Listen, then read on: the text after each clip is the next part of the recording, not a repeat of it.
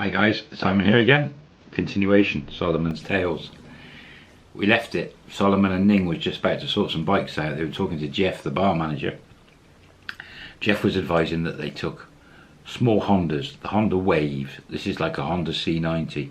Semi-automatic, 3 or 4 gear, step-through motorbike. As you see all over Asia. They're everywhere. The road system was really bad in Cambodia. A lot of, one minute you'd have tarmac, the next minute would be just mud roads, potholes. And as he said, if you get the bigger bikes, you're going to fall off and you're going to damage, and it's going to cost you a fortune. Ning was really into the big bikes. So was Solomon, but she didn't. Yeah, she understood it was going to be small bikes. But hey, it was an adventure. Plus the cost as well. These little small bikes. Jeff was saying if he took Solomon around to this woman, he could get one of these, or a couple of these bikes, 150 baht a day each as a deal. Now, time-wise, it was going to be a few days probably to get down to Shulukville, or whatever it's called. Shuluk. Now when I say south, it's actually, from Phnom Penh, it's actually southwest, or even west. And then there's a bit down, and then the Vietnamese border sort of down in the southeast there. So it's sort of going across country, or you're looking at it that way down. And Jeff mentioned that if he just did the first day, didn't hit it so hard, there was a place called Krong, I think it was, which wasn't that far from Phnom Penh. I think it was, I'm just checking, my Krong Chabarmon, or whatever it's called, wasn't that far. It was to break it up. Then possibly you could make the journey on the bikes down to Shulukville in a long day thereafter. It sounded great. So Jeff got his cashier to look after the bar, and he was brilliant. Literally 100 metres around the corner, walked around with Ning and Solomon, and there was this lady. Again, grumpy old lady. I keep finding these grumpy old ladies in Asia. Jeff spoke to her. He spoke quite good. Do you call it Cambonese? Cambodianese? Anyway, a former Kimmer? I don't know. But chatted to this woman, and she pointed out some bikes, and she had some Hondas there. She had some 125 Hondas with electric start. And then she had some 110 Hondas with no electric start, which were much cheaper looking bike. But she offered, if Solomon took 2 bikes, the 125s with the electric starts, for 150 a day. Absolutely brilliant. Now, Solomon didn't know how long this trip was going to be, so he told the lady, don't know how long it's going to be, at least a week, maybe more. She was happy that a photocopy of their passports, not a problem, and any damage or breakdowns, or any damage that Solomon would have to pay for, breakdowns she would cover if he got them repaired and bring a bill back. That was good. If he paid a week money for both bikes up in advance, he was fine. Absolutely perfect. So that's what he did. He gave her, in dollars, enough money for both bikes for a week, passports, and she squirreled off into the back of her little shop and photocopied them and came back with the passports, so that was good. And there's the bikes, helmets, but it was real plasticky nasty helmets. So Solomon asked, is there any possibility of a better helmet? And she had a few, so they tried some different ones on. Yeah, sorted, open face helmets, but they were proper polycarbonate and decent helmets. And she was, there you go, helmets, bikes.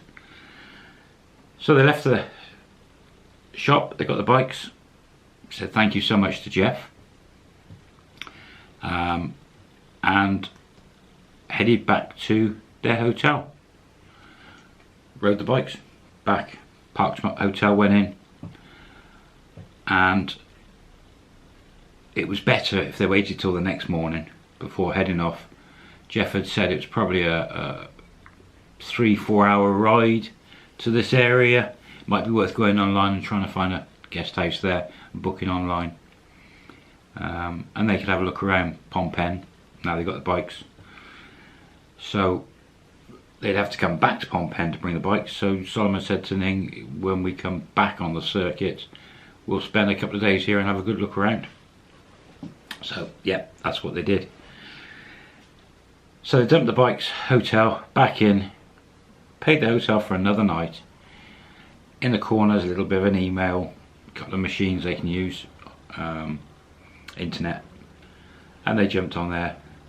Ning went on email, started emailing someone, probably the boyfriend, and Solomon found a guest house. There was 2 or 3, but not many, in this krong, but couldn't figure out a way of booking them. They were there listed, but just didn't. So what he did, he wrote the addresses down and was going to take a gamble. Ning had finished and he said, we'll just ride there tomorrow. There's 3 there. I'm sure one of them will have a room. We should be okay. I mean, just whatever, yeah. So they spent the rest of the day just local to the hotel. Bit of a market across the road, and there's restaurants and cafes around. So they had a mooch around on foot. Food, a couple more drinks later, but didn't go off on the bar area. Just stayed local to the hotel. And normal day really, nothing exciting. Another nice night for Solomon. Next morning, he gets up, they both get up, go out, cafe next door, breakfast, check out the hotel, rucksacks on the back, onto the motorbikes. Now all Solomon knew from what he'd seen on the maps and Jeff's is the road was number 48, and he had a rough direction that Jeff had pointed. He did have a map that he'd got from reception and looked at it, but all the signs were in Cambodian. There was quite confusing. Luckily Solomon, a bit of a driver, remember, professional driver, he could sort of get his bearings. He worked out where the sun was. He was going, you know, south-west. So yeah, built-in compass. And they headed off. Nice slow speed on the Cambodian roads, potholes everywhere, crazy drivers, crazy taxi drivers, tuk-tuk things, which were like motorbikes at the front with seats, 2 seats behind. Oh, just weird. And there was just, traffic was horrible in Phnom Penh. The hardest part on that journey was getting out of Phnom Penh. When they eventually started getting out, it was just like farm tracks. So they were going the wrong way and going round, doubling back on themselves and going a bit further around the edge of the town. Eventually spotted a number 48, and it was sort of in the right direction for where the sun was. But they did, it's part of an adventure. You get lost and you know, you just explore. And those bikes, you fill them up for a couple of dollars, the fuel, and they'll do 100 kilometers or more, no problem.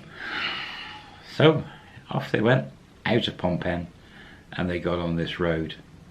Not a very good road, tarmac, potholes, a bit hard to describe. It's sort of countryside, the odd buildings, but there was things on the side of the road at people's homes and things. They were flogging food and fruit and all sorts. So they stopped a few times on that road, found different types of food, and I think that's the same all around Asia. There's always something on the side of the road, and people were really friendly. There was no problems at all. Some of the cars were a bit crazy, and the lorries overtaking them on the bikes, huge.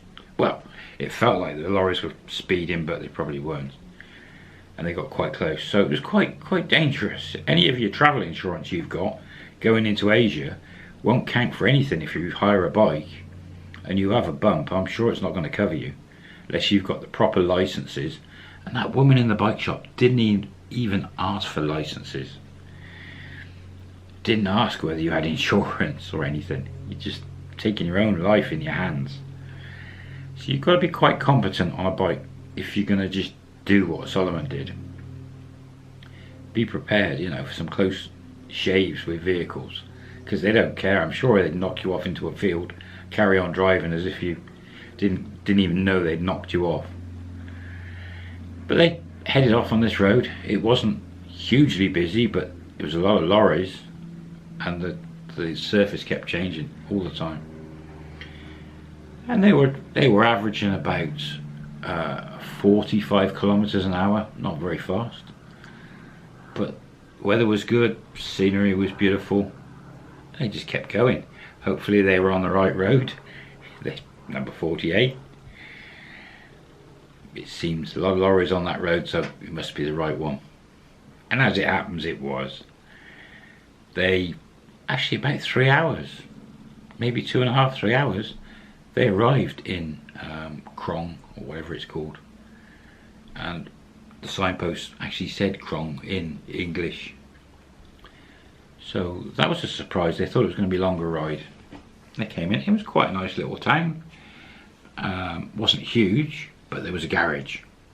There was the equivalent of what we call 7-Eleven in Thailand, a convenience store, and fuel.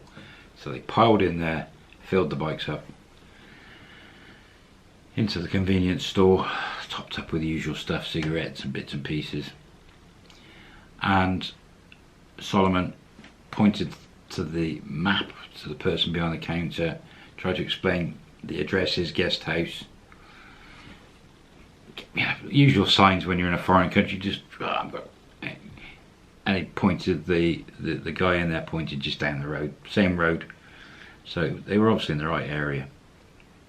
Left the station, down the road. Sure enough, there was about 6 or 7 guest houses in this town with signs up.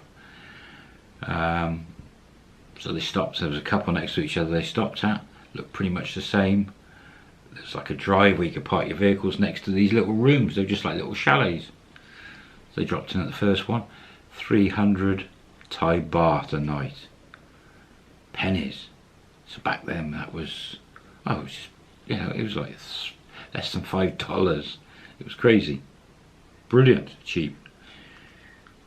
And this was probably 2 in the afternoon, so plenty of the day left. Checked in, parked the bikes up next to this little room. The room was quite nice, had a little TV, had aircon, little shower, double bed, a little desk, and that was it. But there was a meter on the wall for coins for the aircon, which is unusual. The airplane traffic today. Oh, yeah, there was, and they didn't have Cambodian coins, so, but it wasn't that hot. There was a fan there as well, so used the fan. Cambodian coins for an aircon, that would just chew them up. So yeah, dumped the bikes, dumped the stuff, all seemed fine. And they were in a bit of a sort of a little town. Off they went exploring on foot. Food. Didn't see any bars or anything, but there were a few sort of local, if you can call them, restaurants. The old tin tables and plastic chairs and umbrellas on the side of the road and street food. So everything they wanted, but not really seeing any sights in the town. There was nothing, no monuments or anything special. It was just plain little town surviving. Quite dirty. A lot of rubbish around. The roads were dirty. You could see quite a lot of poverty. But hey ho, in Cambodia, you're in a bit of a town, enjoy it, see what you can find. And they wandered around for the day and the evening. Plenty of food, a lot of food, some nice food, a variety compared to Thailand. Well, similar, but it was a different variety. There was plenty of meat and rice dishes, which was fine for Solomon. And they quite nice hotel, bit of telly, aerobics, whatever. So they'd eaten. They got a couple of beers at a convenience store and had beers in the room. So everyone was happy. Ning was enjoying herself. She was keen to get in front of email, and nearly everywhere had email cafes or internet access, a computer somewhere you could pay a couple of baht to use. So she was quite keen for email every day or so. Definitely she still had that boyfriend. Gotta be. Maybe she was checking her bank account. At this point, Solomon was paying for everything because it was so cheap anyway. He hadn't asked her for any money and she hadn't said anything. But I'm sure she probably had money. So, fine. Absolutely fine. It was a good little working relationship. And that's it. They're on their way to Shillukville. Good stuff. Foreign country. A couple of little Honda scooters. Beautiful, beautiful woman. I mean, thinking back of Solomon, he was, what, just over 2 months previous, he was getting depressed in his own country in the UK, driving his taxi about, life. He was just fed up with life, and he was drawn back to Asia again, drawn back to Thailand and Pattaya. And look at him now, landed on his feet, beautiful woman, he's got a little motorbike, he's in Cambodia, paying pennies to live. What a fantastic, such an experience that everyone should have that experience. Things are great. Things are great. We'll catch you on the next episode, where hopefully they head off to Shillukville.